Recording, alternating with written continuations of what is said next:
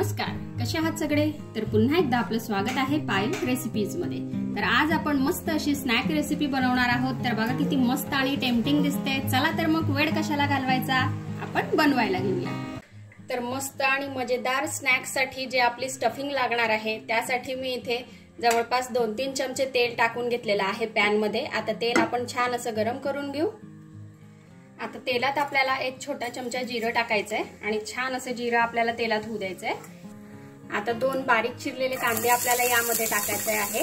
तर कांदे जे आहे हे थोडेसे जास्तच टाकायचे आहे, कारण आपली स्टफिंग जी आहे ती अगदी मस्त आणि थोडीशी वेगळी आहे।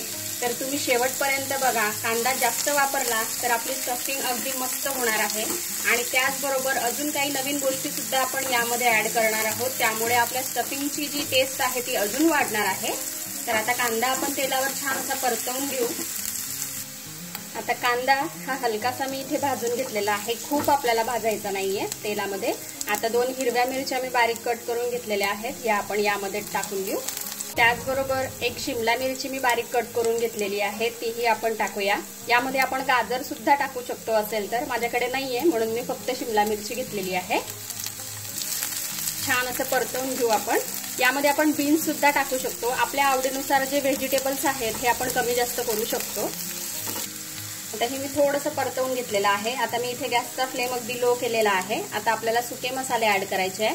अगदी छोटा अर्धा चमचा आपल्याला हळदीची पावडर टाकायची आहे, 1 चमचा धणे आणि जिऱ्याची पावडर, अगदी थोडासा गरम मसाला, 1 चमचा लाल तिखट। यामध्ये आपण हिरवी मिरची सुद्धा वापरलेली आहे म्हणून लाल तिखट जे आहे हे थोडं कमीच आपल्याला वापरायचं आहे। आणि लहान मुलांसाठी बनवत असाल तर हिरवी मिरची स्किप करा।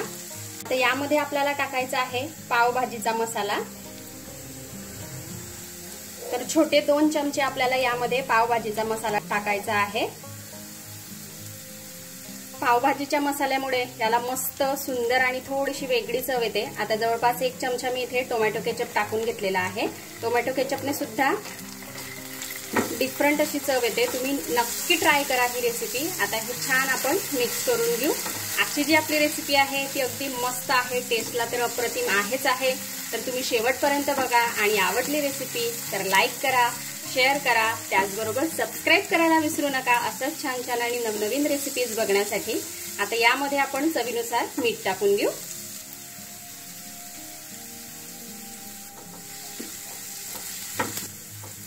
आता हे सर्व छान असं झालेलं आहे। आता यामध्ये आपल्याला टाकायचे आहेत बटाटे।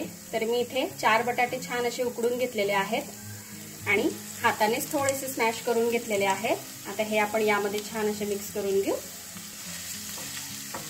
तर बघा इथे बटाटे जे आहेत हे मी छान असे मिक्स करून घेतलेले आहेत। सर्व जो मसाला आहे हा बटाट्यांना छान असा लागलेला आहे, असंच आपल्याला करून घ्यायचं आहे।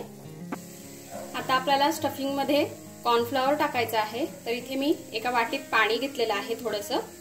आता यामध्ये आपल्याला 2 चमचे कॉर्नफ्लॉवर टाकायचं आहे। हे छान आता आपण मिक्स करून घेऊ। आता हे कॉर्नफ्लॉवरचं जे आपण पाणी तयार करून घेतलेलं आहे हे आपल्याला यामध्ये टाकायचं आहे, याने छान असा घट्टपणा येतो। आता हे आपण छान असं मिक्स करून घेऊ, कारण आपल्याला स्टफिंग जी आहे ही थोडी घट्टसरच हवी आहे म्हणून मी इथे कॉर्नफ्लॉवरचा वापर केलेला आहे। आता यामध्ये आपण मस्त अशी बारीक चिरलेली कोथिंबीर टाकून घेऊ। हिलाही आपल्याला छान असं मिक्स करून घ्यायचं आहे। आजची तर आपली रेसिपी मस्त आहेच, पण त्याचबरोबर याआधी मी अशा छान छान स्नॅकच्या रेसिपीज बनवलेल्या आहेत, त्याही भरपूर मस्त आहेत। त्या तुम्हाला बघायच्या असतील तर मी आय बटनवर देईल, तिथे जाऊन तुम्ही बघा, म्हणजे त्याही रेसिपीज तुम्ही ट्राय करू शकता आणि त्याची मजा घेऊ शकता। तर बघा इथे आपली मस्त अशी घट्टसर स्टफिंग ही रेडी झालेली आहे। आता हिला आपण बाजूला ठेवून देऊ आणि छान अशी थंड करून घेऊ। आता इथे आपल्याला एक डो तयार करायचा आहे। त्यासाठी मी इथे 1 वाटी मैदा घेतलेला आहे। यामध्ये आपल्याला थोडंसं जिरं टाकून घ्यायचं आहे, चवीनुसार मीठ टाकायचंय आणि जवळपास 2 चमचे आपल्याला तेल टाकून घ्यायचंय आणि हे छान असं आता मिक्स करून घ्यायचंय। तर इथे सर्व मैद्याला तेल हे छान असं लागलेलं आहे। हे बघा अशा प्रकारे गोळा करून बघितल्यानंतर याचा छान असा गोळा तयार होतो। इतपत आपल्याला यामध्ये तेल टाकून घ्यायचं आहे। आता हे झालेलं आहे। यामध्ये आता आपल्याला थोडं थोडं करून पाणी टाकायचं आहे आणि छान याचा डो आपल्याला तयार करायचा आहे। पाणी जे आहे हे अगदी थोडं थोडं करूनच आपल्याला टाकायचं आहे, कारण ऑलरेडी हे मॉइस्ट झालेलं आहे तेल टाकल्यामुळे। तर बघा आता हे छान असं मळून झालेलं आहे। अगदी 5 मिनिटांसाठी आता आपण याला बाजूला ठेवून देऊ। तर इथे रेस्टला ठेवून 5 मिनिटं झालेले आहेत। आता छोटासा गोळा आपल्याला याचा तोडून घ्यायचा आहे। आता गोळ्याला मी थोडंसं तेल लावून घेतलेलं आहे आणि याला आपल्याला आता छान असं पोळीसारखं लाटून घ्यायचंय। तर बघा मी याची छान अशी एक पोळी लाटून घेतलेली आहे। याची मी थिकनेस तुम्हाला दाखवते। हे बघा खूप पातळ पण नाहीये आणि खूप जाड पण नाहीये, अशीच आपल्याला करून घ्यायची आहे। तर ही एक झालेली आहे, अशीच आपण आता दुसरी तयार करून घेऊ। आपल्याला अशा 2 पोळ्या लागणार आहेत। आता इथे 2 पोळ्या मी लाटून घेतलेल्या आहे, त्यापैकी एक पोळी मी इथे ठेवलेली आहे। आता यावर आपल्याला जी स्टफिंग आपण तयार केलेली होती ती टाकायची आहे आणि सर्व बाजूला आपल्याला ही छान अशी पसरवून घ्यायची आहे। आता स्टफिंग जी आहे ही छान अशी मी पसरवून घेतलेली आहे। आता यावर आपल्याला दुसरी पोळी ठेवायची आहे आणि सर्व साइडने आपल्याला हे छान अशी चिपकवून घ्यायची आहे। आता आपल्याला हे कट करून घ्यायचं आहे।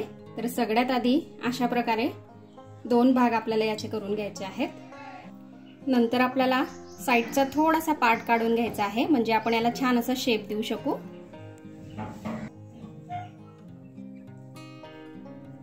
आता आपल्याला हे अशा प्रकारे कट करून घ्यायचे आहेत लांब लांब। हे बघा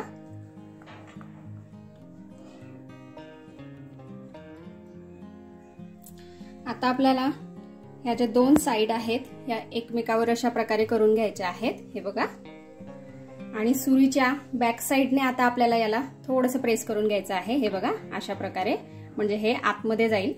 हे बघा आता आपल्याला याला छान असं ट्विस्ट करून घ्यायचं आहे।